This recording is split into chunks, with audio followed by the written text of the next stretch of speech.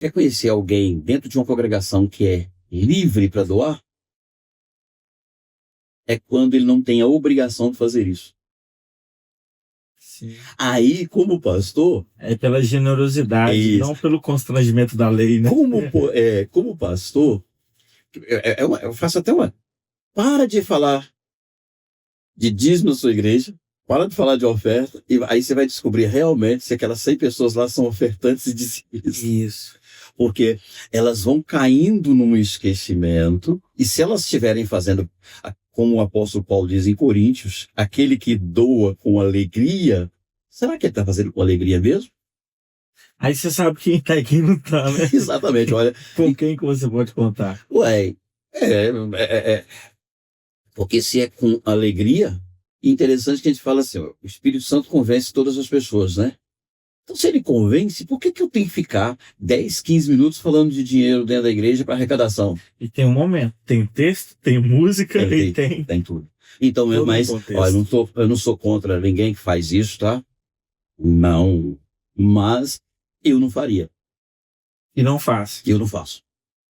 Ficar lá 10 minutos falando, não vou fazer isso, não vou falar disso. Geralmente nem fala mesmo, nem toca no assunto. Não, olha, geralmente é no final do culto que os membros vão lá. Vai lá e coloca, porque também você tem uma acepção, e é interessante. Vem para cá, isso é sequestro, tá? Cognitivo. Todos que entregaram essa oferta para este fim vai receber uma oração especial. Aí tá o Vlad lá, querendo pôr gasolina no carro dele. Ele fala, caramba, eu vou ficar sem essa oração. Ele vai lá, enfia a mão nele, vai vendo, e aí vai insistindo, tá indo ele, tá indo Mateus, tá indo ele, aí ele fala, caramba, eu tenho que ir. Ele vai até por vergonha, sabia? De ficar parado, ele vai para um lado, por outro. A pressão do ambiente. Bom, aí como professor de teologia, eu lembro que nós tínhamos, infelizmente, tinha um seminário que eu dei aula nele, que houve uma época que desenvolveu uma técnica de ensinar as pessoas a arrecadar mais dinheiro na igreja. Nossa. Inclusive, teologia financeira. Foi. Não, exatamente. Teologia do marketing. Sim. E aí, tinha de encontrar qual dos professores eram os melhores para arrecadar dos alunos. O seminário tinha em torno de 700 alunos e todo dia tinha um louvor. Tinha aula na parte da manhã e na parte da noite. Então, os alunos, aquela mesma escola que deveria ser gratuita, já não era gratuita, que a pessoa pagava uma boa fortuna e nós, o professor, não recebia nada, porque nós era voluntário. Tá? Mas aí tinha de saber. Eu lembro que tem um pastor muito meu amigo, e ele pegou a técnica e mandou ver. E aí ele, tá vendo? E aí ele pensa, eu sei que ele ganhou até um prêmiozinho lá, né? De arrecadar dos alunos. Pastor Rinaldi. Caramba! Passa um tempo, ele começou a ficar constrangido com aquilo, porque Deus trabalha. Aí um dia ele falou comigo, eu tô morrendo de vergonha. Eu falei, por quê? Ele falou assim, agora tem aluno na sala de oração da faculdade teológica pedindo oração para pagar mensalidades. Nossa. E eu já vi ele várias vezes ofertando valores lá. E eu fiquei induzindo ele a fazer isso. Tá? Falei, e a gente sabe que você estava fazendo isso, porque a gente que dá aula de doutrina bíblica, a gente via que você pegava um texto fora de contexto e estava fazendo essas coisas. Para validar a sua tese. Aí eu lembro que ele falou comigo, por que você nunca foi para lá pedir oferta? Eu falei, porque a escola sabe que se colocar eu para fazer isso lá, eu nunca mais dou aula aqui. E não dou. E ela precisa da sua mão de obra. Ela precisava da minha mão de obra, que era gratuita. Tá? Mas isso é muito sério. Isso é doença mental. Tá? Isso é saúde mental e deixa de ser saúde espiritual. Porque se a pessoa faz por constrangimento, ela faz por medo. Ela volta para casa mais doente do que ela foi. É triste, né? É triste. Então, tem gente, sim, milionária, tem gente bilionária. Se essa pessoa tem uma atividade, se ele tem um canal lá, se ele tem, né, ele vende curso, vende livro, tem uma empresa. Banda restrita. Banda restrita. Aí eu puxando sardinha pro meu lado. Aí tudo bem, Gravou um CD, um DVD, né, Vlad? Imagina, por exemplo, você chegar na porta de uma congregação. Gente, isso é sério. Muito sério. Aí você chega na porta de uma congregação, numa região onde as pessoas, que a grande maioria das pessoas tem vamos colocar bem assim, os que estão quitados. Os que têm os carros quitados, porque a grande maioria hoje, né, tem Tá tudo lá. Tudo é Gol 2010, 2008, 2013. Aí chega eu, como pastor, numa BMW de R$400 mil. pra provar que Deus é contigo, irmão. Cara, não. Você tem, aí eu sou aquele que vive do custo daquela congregação. É no mínimo, tá? É no mínimo ciência cognitiva. E usa isso como ferramenta para induzir os outros. E dependendo do país que acontece isso, você é até processado, Com né? certeza. Porque tem países que, se os membros não fazem esse juízo de valor, a polícia faz. A polícia faz. E tem que fazer mesmo. E deva fazer. Porque Advogados, tudo. não tem problema. Se você está numa região onde o nível financeiro daquelas pessoas está lá em cima, não há problema nenhum você estar convivendo no mesmo nível deles. Mas se você está lá e foi para um outro nível, onde o nível financeiro das pessoas é aqui, é compatível você conviver no nível financeiro deles. Sim, mas isso é igual se você não tiver outros negócios. Se você tiver outros negócios, é isso que eu tô falando. E a declaração lá, tem tudo da contabilidade que o dinheiro vem de outra origem, tá? Aí é outra coisa. Exatamente, porque aí vai depender disso, tá? Sim. Agora, aquele que se recolheu, né? Não é que a pessoa tem que fazer um voto de São Francisco de pobreza, nada disso. Mas é igual você falou, a pessoa que vive única e exclusivamente daquilo tem que ter, no mínimo, ali o padrão tem que estar compatível, senão de onde é que tá vindo? Isso não cai assim. Isso não sai chovendo. Aí que surgem as brechas para pensar, será que o pastor está fazendo lavagem de dinheiro para políticos? Será que ele está aceitando dinheiro ilícito e lavando lá na máquina para outros grupos? Então, é uma coisa assim de... Quando a gente fala de sequestro cognitivo, é bom as pessoas entenderem o que é cognitivo. Cognitivo é a capacidade que nós temos de ouvir, interpretar e responder. Porque nós temos que analisar. Nós temos que ter um senso crítico. E isso acaba muito por questão de leitura. Aí você vai para dentro da igreja, já que você me colocou aí dentro como pastor essa pergunta, você vai para dentro da igreja e as pessoas aprenderam a ler versículo. Tudo bem, você pode ler versículo. Mas a Bíblia não é escrita em versículo. Ela é relato. Uma lógica. Exatamente, tem uma lógica daquele diálogo, tem uma lógica daquela conversa, tem uma lógica, tem e como ela é escrita dentro de uma cultura, eu preciso interpretar a cultura de hoje, tá? Olha, eu vi esse sequestro cognitivo no Brasil há deve ter uns 5, 6 anos, isso, me falha a memória.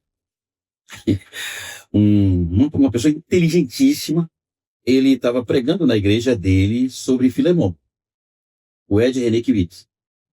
E na igreja dele, dando estudo bíblico, e aí ele vai falar sobre o livro Filemon. E ele discorrendo muito bem, porque é um baita de um exegeta, um cara com conhecimento lá em cima, não só cultural, é gente que dá prazer de você sentar e conversar, tá? Então, o Ed, ele tá ali falando e de repente ele vira na igreja dele e falou, olha gente, ao ler textos como esse, é preciso fazer uma temporalidade, tá? É preciso trazer um texto para a contemporaneidade. Então, é fazer uma reinterpretação da Bíblia. Saiu um bando de louco e trouxe um bando de gente atrás, dizendo o seguinte, tem um homem do Brasil querendo escrever uma nova Bíblia. Eu fiquei sabendo sobre atualizar a Bíblia. Atualizar a Bíblia. Isso. Tá? E tem que atualizar o texto bíblico.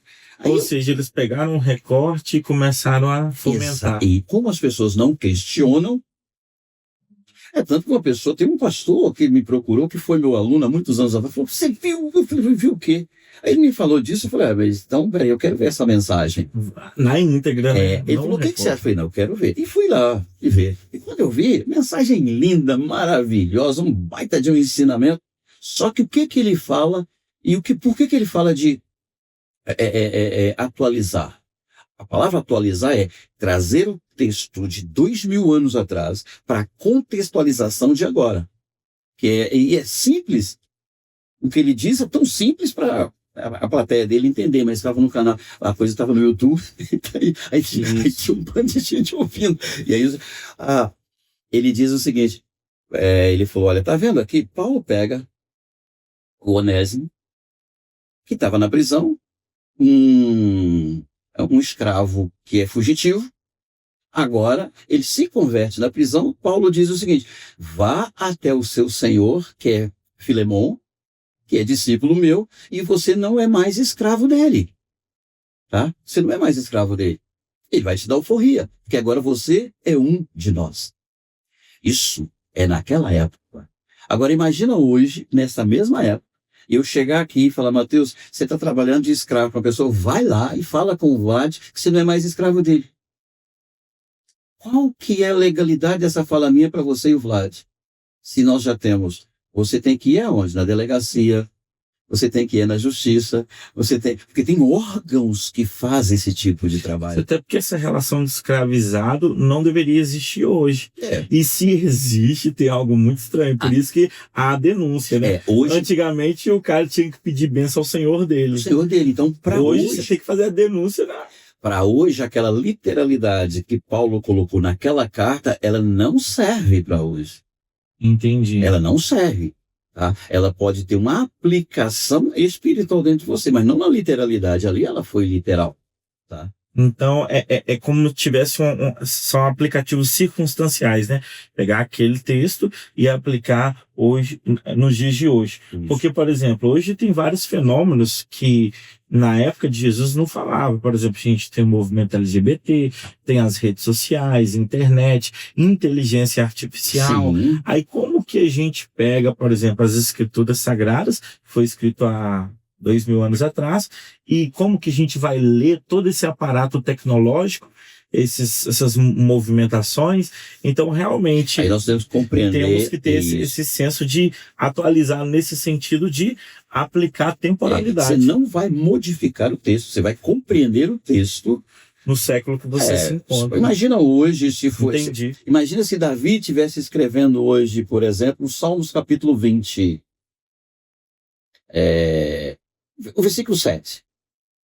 Uns confiam em carros, outros confiam em cavalos, mas nós fazemos menção no Senhor. Se eu ler esse texto hoje, dentro da congregação, desta forma, o Vlad vai perguntar, que carro que ele está falando? Que cavalo? Nem cavalo está tendo mais. Tá? Principalmente quem vive na zona urbana. Exatamente. 55% da população mundial vive na zona urbana. Tá? Não tem. Aí ele vai ficar aí.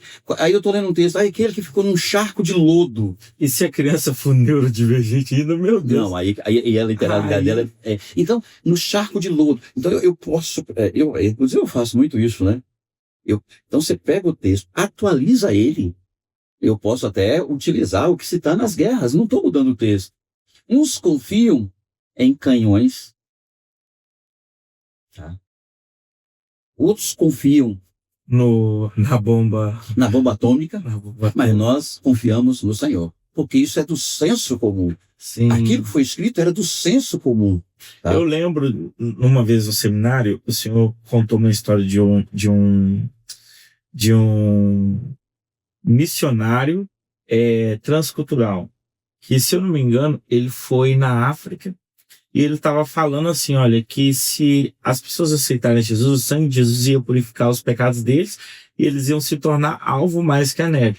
Só que os africanos, eles não fazem a mínima ideia do que é neve, porque eles nunca viram neve. Então chegava nesse momento, a mente deles dava um bloqueio e eles não entendiam a mensagem.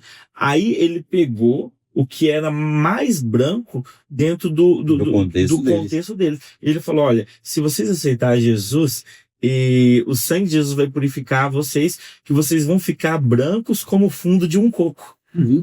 Olha que interessante. Ele pegou a Bíblia, ele atualizou naquele contexto, naquela cultura, para que as pessoas pudessem entender o que realmente Jesus queria transferir. Ele, em hipótese alguma, se sentiu no direito ou tirânico, eu vou mudar porque... Não foi isso. Ele não mudou. Ele só fez com que as pessoas daquele contexto, aí por isso que chama missiologia transcultural, né? Porque aí você pega, se adapta na cultura da época para que aquelas pessoas possam entender. Isso é muito interessante. Isso. E se você for para a Escandinávia, é uma maravilha falar mais alto que a neve.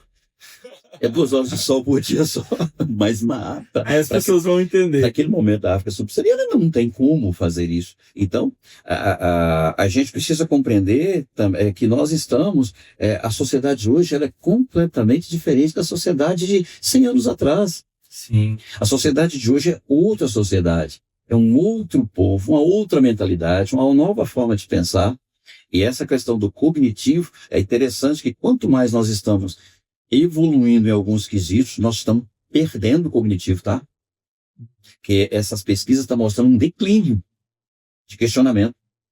Aí fica fácil o efeito manada. Vou dar uma dica aqui, anotem quem está me ouvindo. Esse ano é ano de eleição. Vocês vão ver isso muito na prática. É muito. Você fala sequestro da mente. Sequestro da mente. É um monte de gente acreditando em algumas pessoas sem fazer um questionamento. E eu aproveitar que o senhor mencionou isso. Elas não criticam, não questionam, elas não conhecem, ou elas defendem ou elas atacam. Aí ela está funcionando pela parte emotiva numa crença daquilo que ouviu. Ou seja, estão polarizados, né? Não é nem questão de polarizar. Vai seguir você. Porque ou é A ou B. Não, tem mais. Tem Mateus que está lá. Aí o Mateus, você traz você acha os seus também. Você pode chegar lá e colocar algo e de 10 que você falar, todas 10 podem ser mentira. E todos que seguir você estão dispostos a seguir aquela mentira e vai defender, e vai validar e vai acreditar que é verdade, porque ele não questionou. Verdade. E se tem alguns que ainda falam, não, porque o Mateus eu gosto dele. Gente, eu tenho irmão que milita no meio político. E eu nunca votei nele. Eu lembro, eu não sei se desculpa, eu não sei se eu lembro, mas aconteceu. E nós dois temos até muito respeito por isso. A gente tem até muito respeito, não associo o nome dele, inclusive, nem com a questão de igreja, porque a igreja não é para entrar nesse campo. Eu lembro de um fato que aconteceu, você mencionando isso me despertou a memória. Eu estava lá no grupo de jovens, que eu tenho um grupo lá, onde que a gente... E do nada, um jovem coloca lá, precisamos defender o direito dos adolescentes à educação e não sei o que, não sei o que. E postou um baixo-assinado para vetar as PLs, ou seja, as propostas de leis de alguns deputados. Porque, de acordo com o anúncio, estava lá que as propostas de leis, as PLs, elas eram a favor de impedir os estudantes de vagas de emprego. Então, estava muito apelativo. Eu achei estranho aquilo.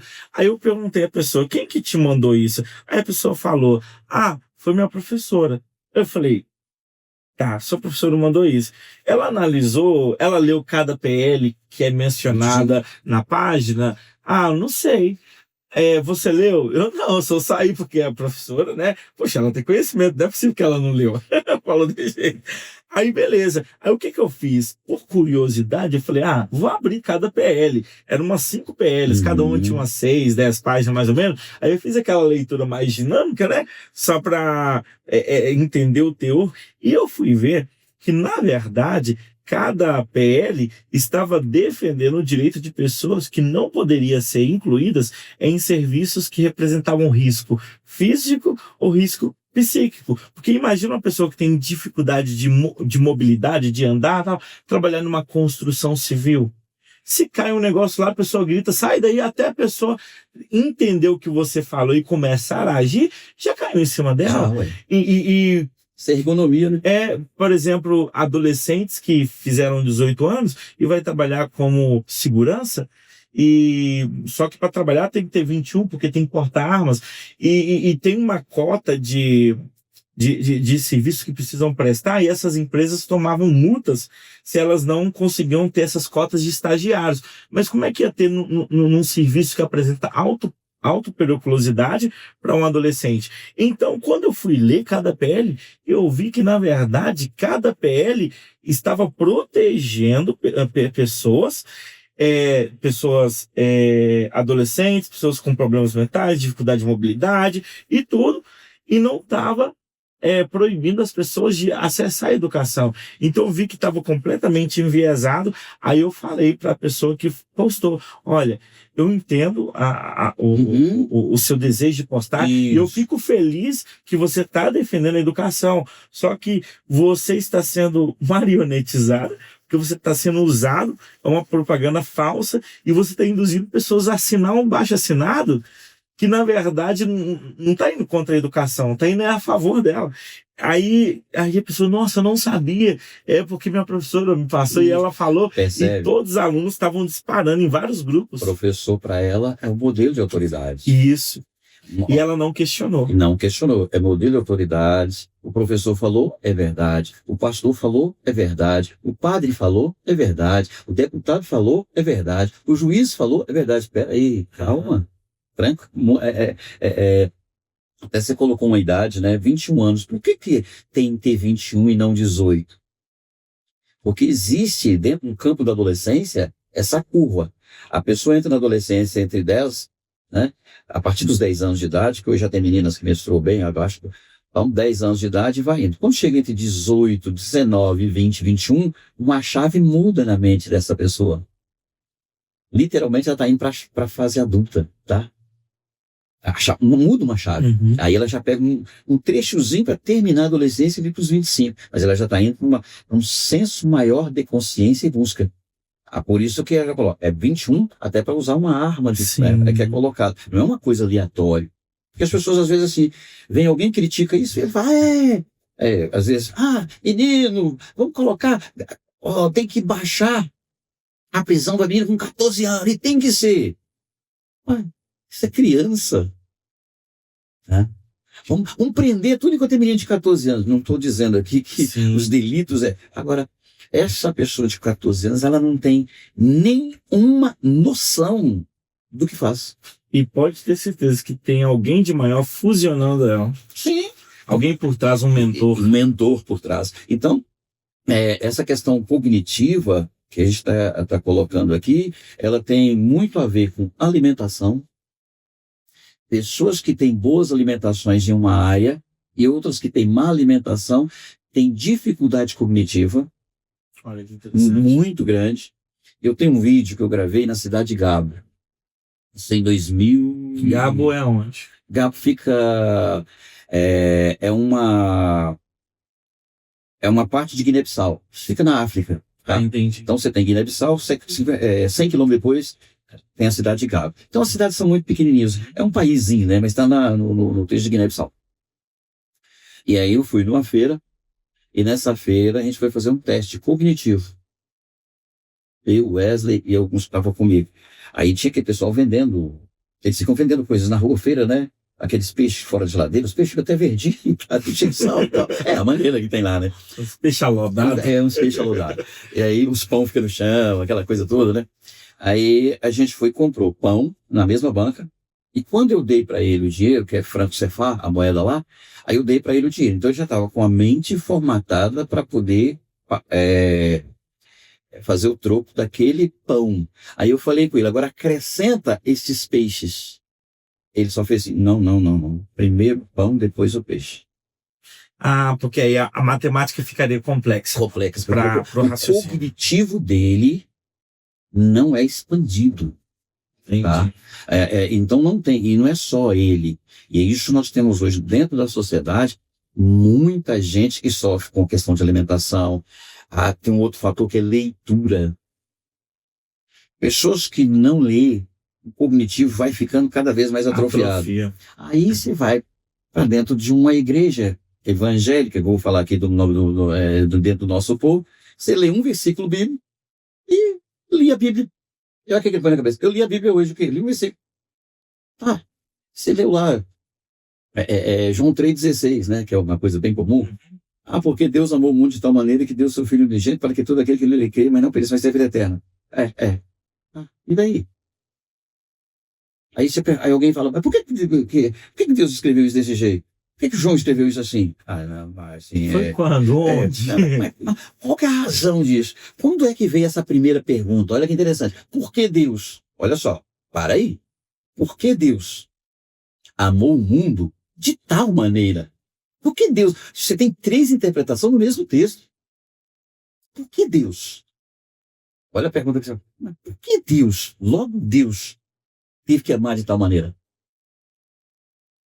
Aí você já começa uma formatação mental. E quando você descobre que ele amou, não porque ele amou, é porque ele me ama, aí eu já trago Deus no meu coração e falo, peraí, esse me ama mesmo. Que ele foi até o máximo de um sofrimento humano para tirar o meu. É diferente do que eu apenas ler um negócio, decorar e ficar por ali. Porque o texto não está só nisto. O texto está num contexto que aí eu tenho que ir lá em Gênesis, ver como é que foi agora a criação, eu tenho que ver como é que o homem errou, como é que ele planejou tudo isso, depois eu vou para a execução, depois eu vou lá para a cruz, depois eu saio da cruz, aí eu tenho que vir para compreender até por que o Espírito Santo veio para ficar dentro de mim. Que foi uma fala. Você percebe que o negócio, a partir desse texto, é assunto para umas 8 ou 10 horas de estudo. Tá? Para eu chegar, opa, peraí, que formatar. Aí a diferença de uma mente limitada e uma mente expandida. E para ter a mente expandida, o apóstolo Paulo já estava questionando isso lá em Roma. Não vos conformeis com as coisas que acontecem no aprendizado desse século. Transformai-vos pela renovação da vossa mente. Olha só, aquela mente antiquada não serve. É para uma mente renovada, uma mente questionativa, uma mente que questionou, uma mente que aprendeu, uma mente que expandiu, uma mente que absorveu, uma mente que fixou. E fixou. E depois que fixa, você experimenta qual que é a boa, agradável e perfeita vontade de Deus. Sim. Porque no mesmo livro de Romanos, ele está questionando lá no capítulo 2. E olha só, se nós estamos falando desse texto no Romanos 12, o texto não começou e terminou lá. O texto começou desde lá do 1. Chega no 2 ele fala, olha, vocês estão questionando demais nos outros o que estão fazendo de errado. Você fica implicando com as pessoas. E cada coisa que você implica, o problema é seu. Ó homem, ele vai usar essa linguagem, né? Ó homem, tu és indesculpável naquilo que julga. Que naquilo que julga você pratica as mesmas coisas. Pratica os mesmos.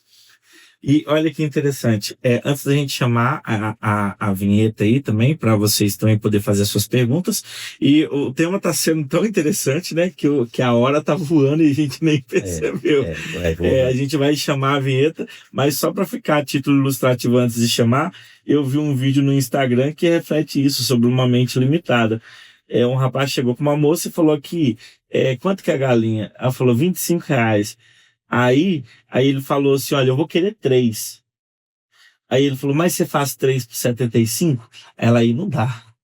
Aí ela falou, não dá, mais 3 galinhas de R$25 daria R$75. Aí ela falou, não, mas aí não dá, você me quebra. Ela falou desse jeito. Aí eu falei, meu Deus, porque ela só sabe operar de uma forma. Mudou um pouquinho, aí a mente não consegue processar. Por isso que é cognitivo. Ela ouviu e respondeu. Sim. Ela não está condicionada a interpretar.